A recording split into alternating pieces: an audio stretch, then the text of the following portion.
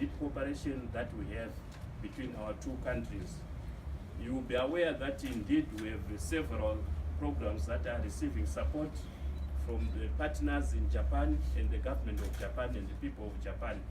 And circulated amongst us here is a brochure which is enumerating the projects of cooperation that we have.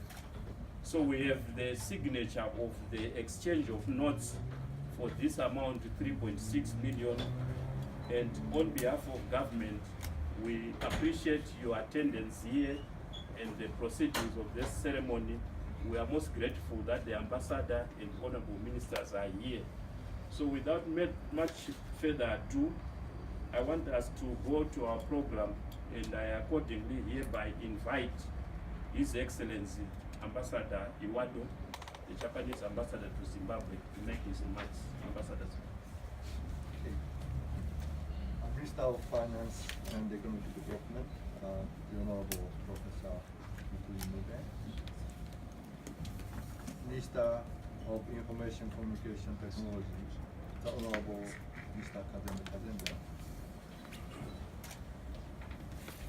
Head of the Interpol Regional Bureau and SAPCO Coordinator, Mr.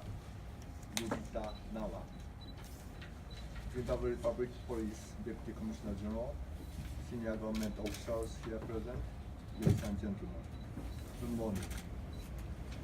Firstly, allow me to express my deepest condolences to the families of 46 people who tragically lost their lives in the recent bus accident, and my wish for the speedy recovery of those injured.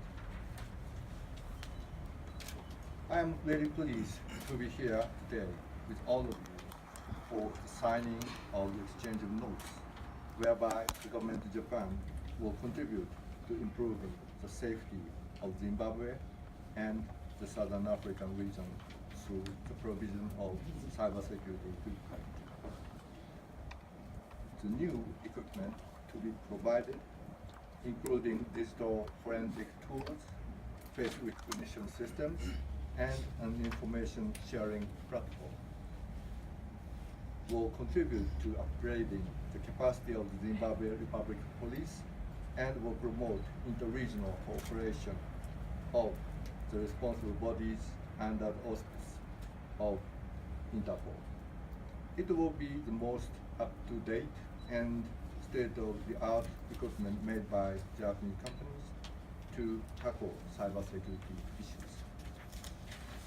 Ladies and gentlemen, the top priority of the new administration under President Mnangagwa is economic development. It is well recognized that economic development is closely related to the level of safety in the country. And the law enforcement authority, namely the Zimbabwe Republic Police, is expected to play a central role in ensuring the safety of the country. With this in mind, I would like to touch upon three aspects. Firstly, we live in the information age, with many people and businesses communicating and purchasing items through modern technology, such as cell phone or the internet. And more criminals are also taking advantage of the speed, convenience, and anonymity of these modern technologies to commit a wide range of crimes. Cybercrime, such as card fraud, is one of such type of crime. With 95% of payments in the country now being made through mobile and electronic means, a rapid increase in this type of crime is unfortunately anticipated. Transitional crimes are other types of crimes. They include the trafficking of illicit goods, motor vehicle theft, people trafficking, and environmental crimes, such as the illegal trade of wildlife. Tackling these types of crimes requires coordinated action among the countries concerned. The digital forensic tools, face recognition systems, together with information sharing devices, will increase the capacity of the law enforcement authorities to tackle these crimes. And more effective responses to these crimes will be possible if there is active interregional cooperation, including training with these new devices among SAPCO members. Secondly, President Mnangagwa has emphasized that agriculture, mining, and tourism will be the sectors driving Zimbabwe's economic development. With regard to tourism, there is no doubt that a high level of safety in the country can attract tourists, and therefore it is of fundamental importance for tourism to prosper. With robust natural beauty and friendly people, Zimbabwe enjoyed 500,000 foreign tourists, including around 35,000 Japanese tourists last year. Should a great degree of safety prevail only in some popular tourist destinations like Victoria Falls and Manapus, but also throughout Zimbabwe, the number of incoming tourists, tourist destinations, and length of stay will also increase. Finally, this project will contribute to making Zimbabwe a focal point of greater collaboration among the Southern African regional police bodies in combating cybercrime and transnational crimes. The information sharing platform will allow sharing of information related to crime and criminals among the countries concerned, and training programs will take place, ensuring capacity building of the regional police departments involved in investigating cybercrime and transnational crimes. Ladies and gentlemen, we all know that improper use of this type of equipment may cause serious damage to society. I am therefore confident that the equipment to be provided will greatly contribute to the activities and capacity of the Zimbabwe Republic Police, Interpol, and Southern African regional police bodies in the effort to tackle cyber and transnational crimes. I believe that through the serious efforts by the law enforcement authorities, this equipment will play an important part in improving the safety and security of all citizens and visitors in this country and region. Japan will continue to strongly support Zimbabwe to make political and economic reforms to accelerate high economic and social development in the years to come. Thank you. I say all protocols observed. And in fact, I had not prepared to give a speech, but anyway, now that I'm here, may I start by sincerely thanking the Japanese embassy for this intervention. Cybersecurity has indeed become an issue. You're just explaining the various forms of cybercrime. It could be anything, it could be fraud, it could be misuse of social media, and in fact, it could be misuse of internet. As ideally would want to use the internet to improve the people's lives, but as you'd appreciate, whilst you are endeavoring to improve people's lives using Internet of Things, somebody's thinking of how best they can actually benefit from that negatively. Talking about social media, for example, social media is intended to actually improve communication amongst our people, but you'd realize that of late we've had challenges where social media is being abused, and in fact, if you look at it, social media can cause divisions. Social media can even cause a war. So we are faced with serious problems, and as a ministry, we're actually on the verge of finalizing a bill which will go through Parliament. In our efforts to try and combat cyber crimes. So I would like to sincerely thank the ambassador for this timely intervention. It could have come at a better time, and we hope and trust this relationship will go on for mutual benefit. Without further ado, I would like to sincerely thank the Minister of Finance as well for inviting me, and let's hope we work together. Cybersecurity it's a concern for everyone, and it requires collective efforts so that we can try and combat this. I would like to thank you. Honorable Kazembe Kazemba, the Minister of Information Communication Technology and Courier Services, Secretary for Finance, George Gwamatanga, Mr. Machia, Secretary for Home Affairs and Cultural Heritage, Engineer Kundishora, Secretary for Information, Communication Technology and Courier Services, His Excellency Ambassador Toshiyuki Iwado, Japanese Ambassador to Zimbabwe, Mr. Yoshiara, the JICA representative here present, senior government officials, Deputy Commissioner, distinguished guests, members of the press here present, ladies and gentlemen. I'm extremely honored to deliver this keynote address on this momentous occasion where we're further deepening cooperation between the two countries, the two governments of Japan and Zimbabwe, through the signing of the exchange of notes for the procurement of cybersecurity equipment.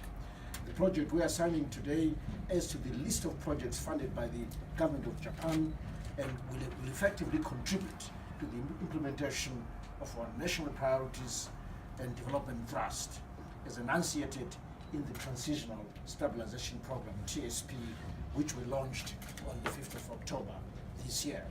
Ladies and gentlemen, technology is a key enabler for global economic growth and development so as to assist in the following: improving access to information, knowledge and learning, enhancing connectivity, communication and information sharing, facilitating smart banking,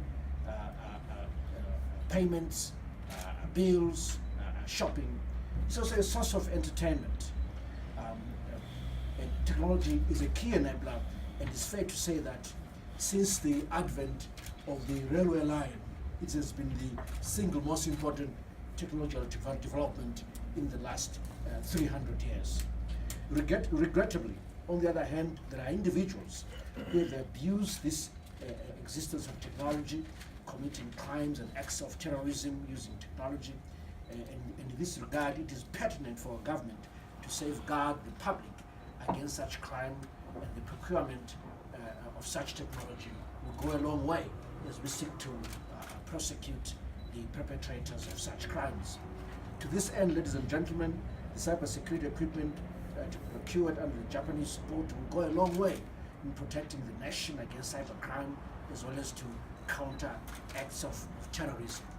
I'm therefore grateful for the grant aid support from the Japanese government, which amounts to 390 Japanese yen, which is approximately $3.6 million towards the procurement of the cybercrime equipment. Distinguished guests, the support provides for the following: procurement of equipment for enhancing the ability to counter terrorism and public security, procurement of relevant equipment and material for operation and maintenance of equipment for enhancing the ability to counter terrorism and public security. That's a bit of a double take there. Procurement of services necessary for the procurement and transportation of the product, and training and other necessary services for the operation and maintenance of equipment for enhancing the ability to counter terrorism and public security. So basically, you can see that our intention here is to make sure that we enhance security, deal with cybercrime, and make sure that we're able to move in step with the rest of the world in dealing with this scourge. If you read around the world, you see that everyone is under siege as far as cybercrime is concerned.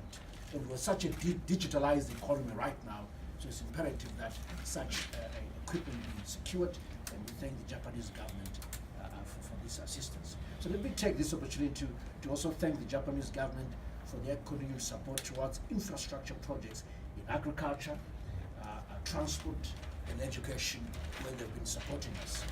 Quite recently, on 19 June 2018, the government received a grant from the government of Japan for the improvement of the north-south corridor, this 6.5 kilometer road section between Makuti and Hell's Gate. The construction of the climbing lane with will help reduce the number of accidents, as it will allow smooth flow of traffic and safe overtaking of slow-moving traffic. The project will also go a long way in improving the ease of doing business, in that traffic will flow smoothly, thereby reducing the time spent on the road for transit of trucks, and then just reduce waiting time, reduce the cost of doing business. That's what this project will help achieve. Furthermore, in 2017, government also received support through the grant aid for economic social development project for the procurement of bitumen valued at 600 million Japanese yen, approximately 5.3 million US dollars. The bitumen procured under the above grant assisted in the implementation of our 145 million emergency road rehabilitation program to restore and improve the country's road network under the emergency road procurement program. This is a very valuable support once again in the transportation sector that the government of Japan has afforded Zimbabwe. During our recent harmonized electoral process, the government of Japan contributed $1 million towards the Zimbabwe Electoral Commission capacity building project, ZimEco, which was administered by the UNDP. You may recall that in 2015, Mr. Ambassador, we signed a grant amounting to 791 million Japanese yen, which is approximately $15 million for the development of Nyakomba irrigation scheme in Nyanga, Manicaland province. The project entails the construction of irrigation infrastructure in Block A and the rehabilitation of agricultural infrastructure in Blocks B, C, and D, covering a total of 480 hectares in that province. The project, which commenced in 2016 and is expected to end in 2019, will benefit 760 household farmers.